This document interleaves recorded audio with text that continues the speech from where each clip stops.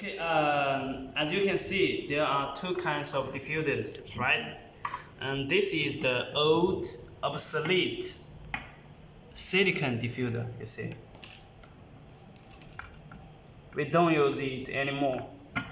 And this is our latest, updated PMMA diffuser, you see.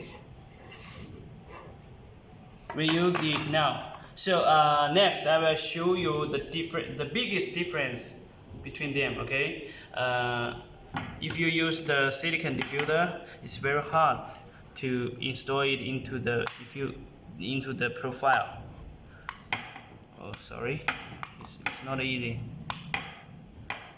It will take you more time to finish the installation.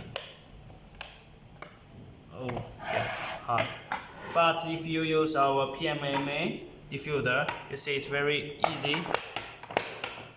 Just press it into the profile. You see? Very easy, right?